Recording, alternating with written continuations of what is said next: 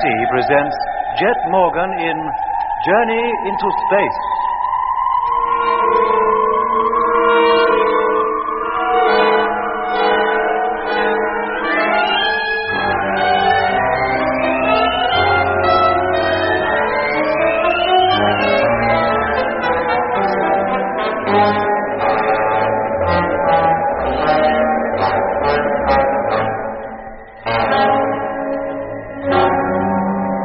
Lemmy and I were prisoners. During the struggle with Mitch at the strange farm we had found on the edge of the Argyre Desert, Jet's helmet had been punctured. It was imperative that he should get back to the land fleet parked on the other side of the high sand dune about 100 yards away. But his return was delayed when the man who called himself the Flying Doctor ordered us to board the sphere-shaped craft in which he had landed. However, on the way to the ship, Lemmy pretended to faint, and in the confusion, while Lemmy and I kept our guards busy, Jet was able to make the break and get back to the trucks. Dressed as we were in our bulky spacesuits, Lemmy and I were no match for the four men with whom we fought, and we were unable to effect an escape ourselves. In fact, we were left with no choice but to enter the spherical ship, which rapidly bore us northwest toward the Martian equator, leaving Jet alone in the trucks with McLean, who still, in a mysterious hypnotic sleep, lay on one of the bunks in the living quarters. Hello, Polar Base. Land Fleet calling. Come in, please. Polar Base to Land Fleet. Rogers speaking. Receiving you loud and clear. Oh, hello, Frank. Thank goodness you can hear me anyway. Have you been calling anybody else in, Skipper? Yes, Lemmy and Doc, but I got no reply from them. Where are they, sir? Outside or in the other truck? Neither. They've been taken prisoner and carried off in that spherical ship you saw on the roof of that city in the canal. What? Yes, Frank. And as soon as they entered the sphere, all radio contact with them was lost. Well, how did they allow themselves to be caught like that? Oh, we all were, Frank. Mitch as well. But who by? Well, that farmhouse you saw. Yes? It was occupied by a man and his wife who seemed to think they were back on Earth. Sheep farming in Australia. Mitch was with them, and he seemed to think the same thing. But how could that be, Skipper? It doesn't make sense. Oh, I know it doesn't, Frank, but I haven't the time to go into it now. You must just believe what I tell you. If you want to help get the three of them back, do what I tell you as well. Yes, sir. Now, listen carefully, Frank. There's nobody in the land fleet now but me. And McLean, lying unconscious in the living quarters in the truck behind this one. Oh? I intend to go after that ship, or at least set out in the direction it took, in the hope of overtaking it. But you'll never do it, sir. It must be hundreds of miles from you by now. I realize that, Frank, but how much fuel have you got in number one? Well, enough to get up into free orbit, sir, that's all. To come down again, I'd have to refuel her from one of the freighters already up there. How far could you travel, close to the planet's surface? I'm not sure, sir. We use up quite a lot of juice getting airborne, but once we're up, we'd be all right. At a rough guess, I'd say about 2,000 miles maximum, but I could get Grimshaw to figure it out more accurately. Oh, you'll have time to do that between now and takeoff. Right, sir. Now, Frank, this is what I want you to do. Get number one ready, then head for here along the course that I'll give you. Very well. Fly along it as far as your fuel will allow, including a return trip back to Polar Base. If you see anything resembling that sphere, or any place where you think it might have landed, report its position to me at once. Yes, sir. Meanwhile, I'll be traveling along the same course at ground level. But you have two trucks there, sir. Who'll drive the other one? McLean. McLean? But I thought you said he was lying unconscious on a bed. At the moment, Frank, he is. But I think he'll get up and go into the other truck if I tell him to. Very well, sir. Now, keep in constant radio contact, Frank, and call me as soon as you've taken off. I'll be heading northwest from here in just a few minutes. That's roughly the course you'll fly to, but I'll give you a more accurate one later. Right, Jet. I'll get a crew together right away, but that'll leave only one man here at base. Well, that can't be helped, Frank. Unless we get back some of the men we've already lost, we'll have nobody left to run anything soon. Yes, sir. I'll call you the moment we leave the ground.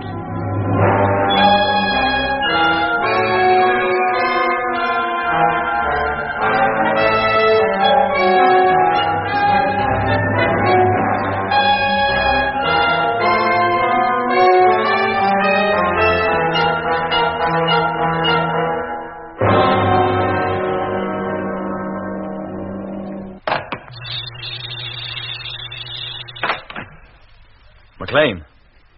McLean. McLean, can you hear me talking to you?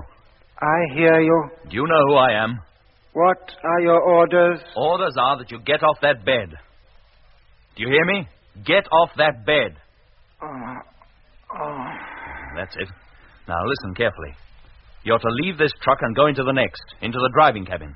Once you're there, you'll switch on the truck-to-truck radio and seat yourself in the driving seat to await further orders. Do you understand these orders? I understand them, and orders must be obeyed without question at all times. See that they are. Now leave this cabin and go into the next truck. He's going, too. When he's he's in this state, Doc's not the only one who can control him. How about your suit, McLean? I do not need a suit. To me, the atmosphere is perfectly breathable. It's going into the airlock anyway. Oh, let's hope this works. It's got to work. Now he's opening the main door. And he's going outside. Oh, let's hope he doesn't take the chance to escape. Hello, McLean? Hello, McLean, can you hear me? Of course he can't. With no suit on, how could he? Well, there he goes. Walking over to the next truck. And letting himself in. He's doing exactly as I tell him. At the moment. But if he receives orders from anywhere else, goodness knows where we'll end up. I am now in the driving cabin. Orders have been obeyed. Good. Now switch on the motor. Motor on. In a few moments, I'll be driving this caravan along a course towards the northwest. I want you to follow it until further orders. And keep close behind me. Is that clear? Orders understood. Fine. Now, are you ready? I'm ready. Then let's go. Hello, Polar Base. Land Fleet calling. Come in, please. Hello, Skipper. Grimshaw here. Oh, hello, Grimshaw. Where's Frank? Oh, he's busy getting the ship ready, Skipper. Shall I get him? No, there's no need. Just tell him the two caravans are now underway. I'm in the first and McLean is driving the other. Yes, sir. I shall proceed at maximum rate and expect number one to fly over me on its way out. Yes, sir. That's all, Grimshaw. Thank you. And tell Frank to tolerate no delay in getting that ship ready. Every second counts. Oh, you bet I'll tell him. We'll call you later, Skipper. Good. Thank you.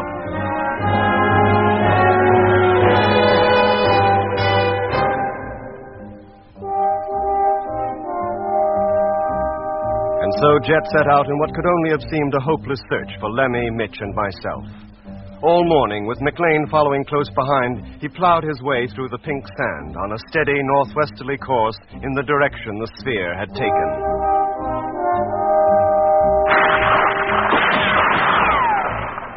As he passed by the farmhouse, he was greeted with a round of shots from one of the windows. It was the sheep farmer's parting gesture. If he thought he could prevent Jet's departure by this method, he was very much mistaken. For the bullets from his gun were certainly not powerful enough to penetrate the tough, if light, outer skin of the land fleet vehicles. An hour later, the farm was out of sight, and for the first time since we got underway, Jet had a call from Polar Base. Hello, Jet. Frank Rogers calling. Oh, hello, Frank. We've taken off, sir, and are heading in your direction now. Good for you. Should be flying over you in a couple of hours. You're quite clear about what you're supposed to do. Yes, sir. Don't worry. We understand it perfectly. Incidentally, sir, we now find we have enough fuel for a flight of 2,300 miles maximum. That should take us a considerable way beyond you and back to base again. Very well, Frank. I'll keep a lookout for you.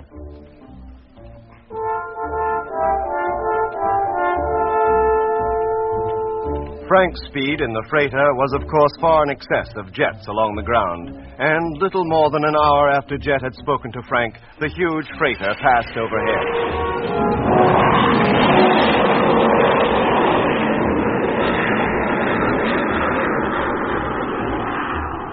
And within a few moments had become a mere speck on the horizon in the direction the sphere had taken. It was about then that the sphere in which Lemmy, Mitch, and I were traveling, Mitch in the lower cabin and Lemmy and I in the upper one, reached the city of Lacus Solis, the great oasis where a number of canals crossed each other. What kind of place is this, Doc? And look at the size of it. It makes the other city we saw look like a back street. It's composed of a great number of pyramids, Lemmy, with wide streets running between them. And the biggest pyramid of all is in the middle of the lot. Yeah. This must be the Martian capital. Hey, Doc, do you think it's populated with people brought from Earth, or the real Martians live down there? We're much too high to see people of any kind, Lemmy. Well, we won't be for long. Not at the rate we're descending. Hello up there. Hey, there's that quack doctor calling from downstairs. This ship must have some kind of intercommunication system. Well, if it has, I didn't see any sign of it. Hello up there. Can you hear me? Of course we can hear you. And if we could find any instrument to talk into, you might get a reply. You don't have to find anything. Just talk, that's all. Oh. We're about to land. Orders are that you come down to the lower cabin immediately. Orders? Who do you think you're talking to? Quiet, Lemmy. Hello, this is Matthew speaking. Orders, did you say? You heard. The door will be open and you will come down. But supposing we don't choose to come down? The orders have been given and orders must be obeyed Without question at all times. We know all that, but we're not used to taking orders from anybody but Jet, and he doesn't happen to be here. You mean you are still able to resist orders? What does he mean by that, Doc? I know exactly what he means. You do? That noise we heard, Lemmy. It was supposed to stupefy us, put us under the control of that flying doctor so that whatever he ordered us to do, we'd do it. Oh, like McLean, you mean? Yeah, but it didn't work. First, because I seemed to be immune to it anyway, and second, because you fought against it and overcame it. Oh, so that was his little game. That was why he sent us up here, apart from the others. Yeah, and that's why he didn't send Mitch up here either, because he's already been treated. You mean Mitch will do whatever that doctor bloke tells him? All right, you needn't discuss it any further. You're not the first case we've had of this kind. It won't make any difference. Any difference to what? To your future. When you know a little more about this place, you'll be glad enough to submit to any treatment. We don't intend to submit to anything, from you or anybody else. That remains to be seen. But meanwhile, if you won't take my orders, I suggest you take my advice. Come down here as soon as we land. And don't forget to put your helmets back on, or you won't get very far. Did he think we'd go without them, then? Yeah, Lemmy, he probably did. If we'd been in the condition he expected us to be, I'm sure we wouldn't be needing the helmets. Now, come on, put your headgear on. We must be almost down to ground level anyway. Yes, Doc. But they have us now. And what hope is there for us? Plenty, Lemmy. So long as we can keep control of our own minds. And what about Mitch? By all accounts, he hasn't been in control of his since yesterday. If we could only get him away from here, we could bring him back to normal. Get him away? You're right. But first, we got to figure out how we're going to get ourselves away. And if we do, Mitch goes with us, even if we have to kidnap him. If you ask me, Doc, there ain't a chance, either for you, for me, or for Mitch. They've got us now, and they intend to keep us. Well, that may be their intention, Lemmy, but it doesn't mean they'll succeed. Meanwhile, we have to go along with them. And meanwhile, you might remember that every word you say can be heard. Oh. There, Doc. You see what I mean?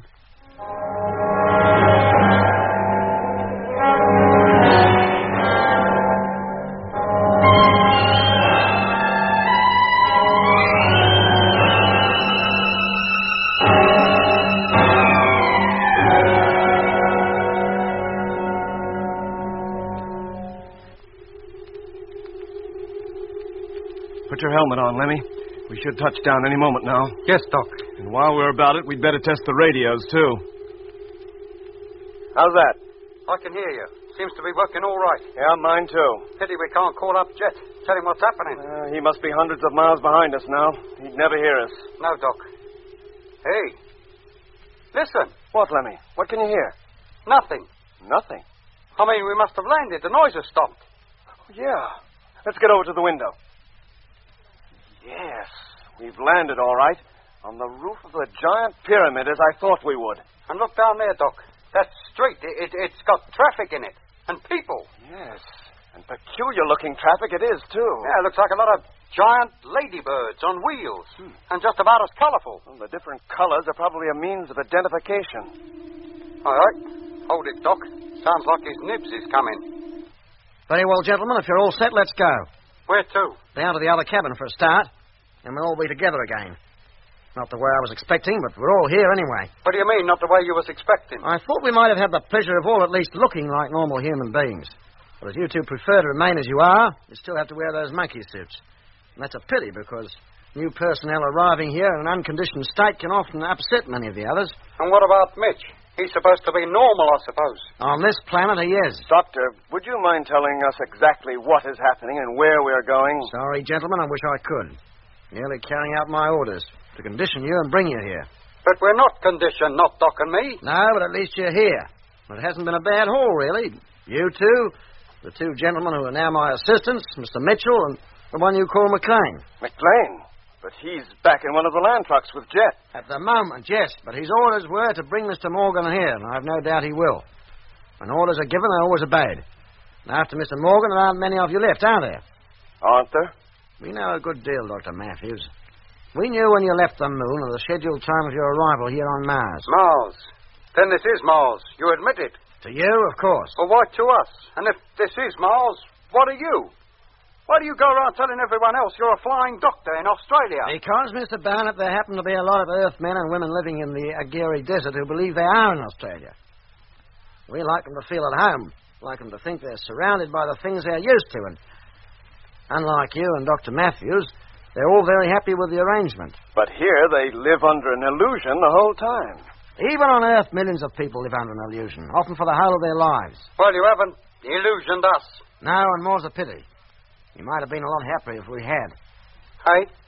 Now, how about going downstairs? The rest are waiting. One moment. You said you knew our scheduled time of arrival here. How? Full information was passed to us at regular intervals. By Whittaker? That's right. Of course. Pity about him. He was very valuable to us. We could get him to do almost anything. So Whittaker was one of you? Yes, since 1924. Before then, he was on Earth, leading the normal, dull, earthly life. At least we gave him something to live for, something to achieve. And look how he ended up. Yes, we hadn't allowed for Peterson. Well, what do you mean? With the exception of yourself and Peterson, there wasn't a man in the fleet that Whittaker could not have controlled. Could not, given the time, have brought completely under his own influence. So that's why we had all them nightmares whenever he was around. Yes, it's easier to get control of a subject once he's asleep. But if they won't sleep... Now, let's go downstairs. Just a minute. Well? Where did you come from? From Earth. How long ago? 15 years. Until then, I was what I now pretend to be, a flying doctor in the Australian bush. But the way you talk, you might be a Martian. I decided a long time ago that there's no point in fighting the inevitable. I threw in my lot with them. As a trained doctor, I have a way with people. Might be a bit rough and ready, but it serves. I'm a go-between. Between them and the people who've been brought here. I see to it that their illusion, as you call it, is not shattered. Them? Who are them? The Martians. For whom and by whom the rest of us exist up here. But who are they? What do they look like? I wouldn't know. I've never seen them. Oh. Doctor, supposing you had a chance to go back to Earth, would you go? If I were on Earth now, I'd be 15 years older. I was no chicken when I came here. What prospect is there for me if I return? But how much longer do you expect to remain as active as you are now? I don't know. But I do know that in the city of Orpha, there are people who came here from Earth during the opposition of 1879. The opposition? Of what? The opposition of Mars, of course. When it is close to the Earth. That is when our ships leave to pick up new personnel. Approximately every 15 years. Of course. Whittaker in 1924, that sheep farmer and his wife in 1939, and I expect we'd find people on this planet brought here in 1896, 1909, 1956... And 1971. Yeah, and we, the clever lot, we brought ourselves here. And you were the first. The others came by the usual method, as I did. How did it happen? In those days, there were lots of reports of flying saucers being seen, particularly in America. Yeah, that's right. I remember when I was a kid, a fellow in California wrote a book about it. Said he'd not only seen a flying saucer land, but he'd actually spoken to one of the crew. That's right. And a lot of eyewash, or so I thought at the time. And then I saw one myself, actually down on the ground in the Simpson Desert, west of Bandurma. Go on. Well, naturally, I was curious and approached close enough to photograph it. Then the door opened and a man came out. He spoke good English, invited me to look around. 5 minutes later, it took off, with me inside it. And now I'm here. I do as they tell me and make the best of it. If you take my advice, you'll do as I've done and do as you're told. There's no escape. Neither you nor your fleet will ever get back to Earth. Now, is there anything else? No, I think that's enough to be going on with. Thank you. Very well. Let's go down, shall we? All right, Lemmy. Down you go. Thank you, gentlemen.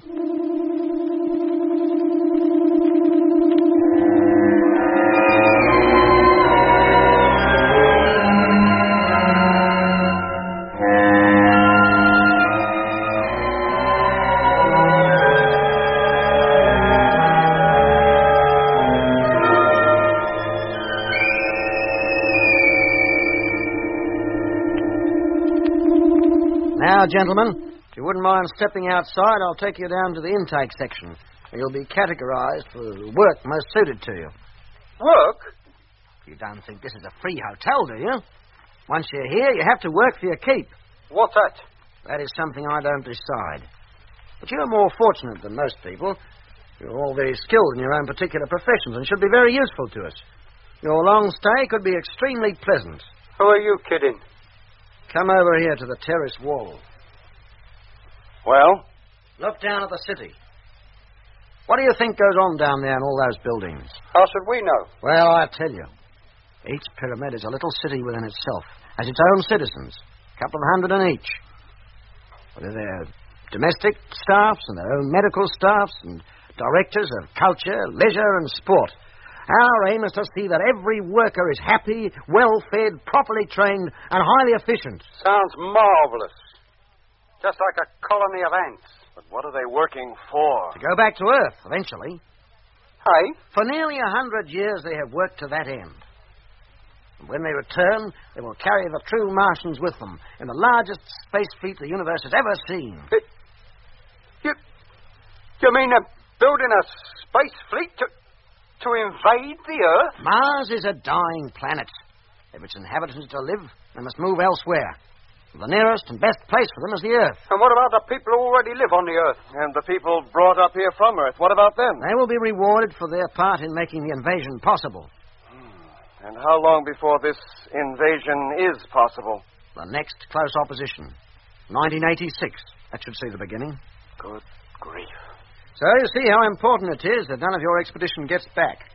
It's all too horribly clear. If the Earth knew what was in store for them, they might make preparations to resist. And... What's that? Sounds like a plane of some kind. Hey, Doc! Doc, look! It's one of our freighters. It's number one. It's right!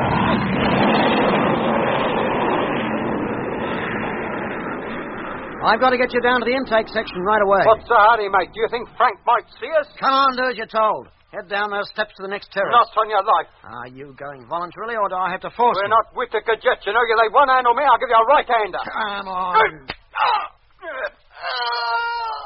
Oh, blimey, Doc, he went over the wall. Straight down to the next terrace. It was a lucky blow, Lemmy. Come on. Lucky, I might have killed him. Look at him. He just lies there and he don't move. Come on. We haven't got time to worry about him.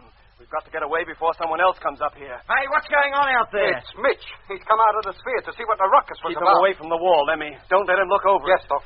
What's going on? Where's the doctor?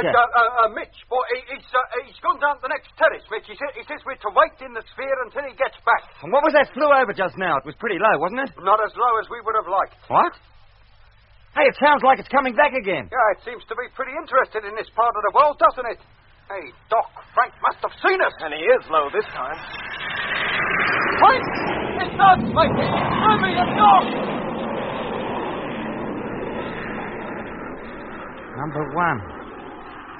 Freighter number one. Hey, Doc, did you hear what he said? Mitch, do you recognize that ship? Does it mean anything to you? I don't know. I never saw a plane of such size, yet it seems vaguely familiar. Has its picture been in the paper or something? It certainly has, but not on this planet. On this planet? Mitch, go back into the sphere. But the doctor told you to wait there, didn't he? I'm all mixed up. Hey, what place is this? It's not Adelaide, is it? No, Mitch, no. Now get back to the sphere. Yeah, I guess I'd better. All right, Lemmy, come on. Where are we going? We're getting into that sphere, too. This is our chance to escape, to get back to Jet at least. Hello, Jet. Number one calling. Hey, listen, that's Frank, calling Jet up on the radio. And we can hear him. Hello, Frank. Hello? Hello, Jet. Will you repeat that, please? It wasn't Jet, Frank. It was me, Lemmy. Hold it, Jet, will you? I could have sworn I heard Lemmy's voice then, and pretty strong, too. I couldn't hear what you said. Hello, Lemmy. Come in, please. Hello, Frank. It was Lemmy you heard, and this is Doc. We can hear you, but not Jet. Can you hook us up, please? Yes, Doc, you bet I can. Where are you? On the roof of the highest pyramid. You just flew over it. Hello, Doc, I can hear you now. What pyramid? In the Lacus Solis, Jet. A whole city of pyramids. Lemmy, Mitch, Dobson, Harding, and I, and the sphere we came in are up here on the roof. A whole city, did you say? Yes, mate, and we've got to get out of here and get back home. Quick, the Martians are planning to invade the Earth. They're what? And they've got some happy little ideas lined up for us It's and all. true, Jet. Stay away from this place, whatever you do. Yes, mate, if they get you, you've had it. You might never get back to Earth again. And Jet, watch McLean. He's been instructed to bring you here. But he does everything I tell him. Well, watch out for him just the same. The Martians aim to get us all, to prevent our warning Earth of their intentions. Doc, look. Are you quite sure you haven't been conditioned? Oh, blimey, mate, do us a favor. Do we sound as though we have? Jet, you must believe us. Let me tell Frank the whole story and have him relay it to the rest of the fleet in free orbit so that they can tell Earth. Yes, but supposing it's not true, we put the whole world into a panic. Well, that's better than being caught on the hop, isn't it? We must tell Control at least, Jet. What they do after that is their concern, but at least we'll have done our part. Very well, Doc. Go ahead. Frank, did you hear that? Yes, sir. Then hook Doc up. Right. I'll call you as soon as I've established contact. Jet. Yes, Doc? Where are you now? Still crossing the Argier Desert in your direction. Well, don't. Stay where you are. If Frank has enough juice, he can drop down and pick you up. Take you and McLean back to Polar Base. Yes, but what about you and Lemmy and Mitch? With luck, we might make it. But we'll have to hurry. I'll say. Hey, Doc, look. Coming up the steps, 4 men. Into the sphere, quick, Lemmy. They'll just come in there after us. Go on. Yes, Doc. Hello, Doc. What's happening? Don't worry, Jet. I'll call you again later. Keep listening out. Right. Come on, Doc. They're running now. Be right with you, Lemmy. There. Yeah, and how do we close the perishing door? We haven't a clue how this ship works. We haven't, Lemmy, but Dobson and Harding have. Yeah. Dobson, close that door. Will they take orders from you? We'll soon see. Close the door, Dobson. Oh. And only just in time and all. Now what? We'll get them to take us off, Lemmy. Here, what's going on? Where's the doctor? Why have you shut him out? Sit down, Mitch, and keep quiet. Hello, Jet. Not before you tell me what's going on. Hello, Frank. Sit down, Mitch. We're all hooked up now, Skipper. Doc can go ahead just as soon as he likes. You hear that, Doc? Go ahead. Thanks, Jet. Oh, no. Listen. Look, we ain't got enough trouble yet. Must be their way of trying to stop us taking off. Trying to put us to sleep, you mean? You must fight it, Lemmy, as you did before. Yes, Doc, I will. Whatever happens, I must not go to sleep. Whatever Hello, happens... Doc. Go on. Frank is waiting. Hello, Frank. Can you hear me? Lemmy, you must not go to sleep. Hey, what was that, Doc? That wasn't me yawning, Doc. That was Mitch. Mitch. And Dobson. Oh, good grief. Dobson, take the ship up immediately. Take off and return to the Argier Desert. Do you hear? Aye, aye. Something's happening. And whatever happens, I must not go Hello, to sleep. Frank. Frank, hello. Doc, Mitch is out, asleep on the floor. Hello, Frank. Hello. Hello, Doc. Jet, what is it, Frank? What's wrong? I don't know. There's that peculiar noise, and I feel so sleepy. Frank, you must fight it. You must stay awake. I'm trying, Doc, with the ship. What about it? She doesn't seem to respond. I can't control her. Oh, no. Take a hold of yourself, Frank. Frank, do as Doc says. You must stay awake. But we're off. Doc, we're taking off. And for Dobson, this is a time to go to sleep. Get over there, Lemmy. See if you can control her. Me? What a hope. Go on, Lemmy. Yes, Doc. Hello, Jet. Doc. Yes, Frank? It's no good. We're losing height. I can't control her. You must, Frank. We're almost on the deck now. Here we go. Frank. Frank, answer me. Hello, number one. Hello. What is it, Doc? Frank. He must have crashed.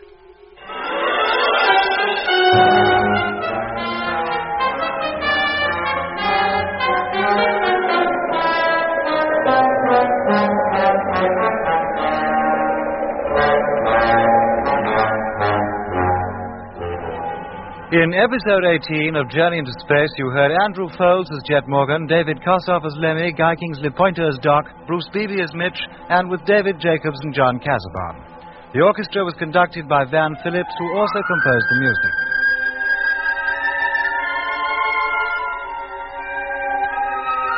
Journey into Space is written by Charles Chilton and produced by him in the London studios of the BBC.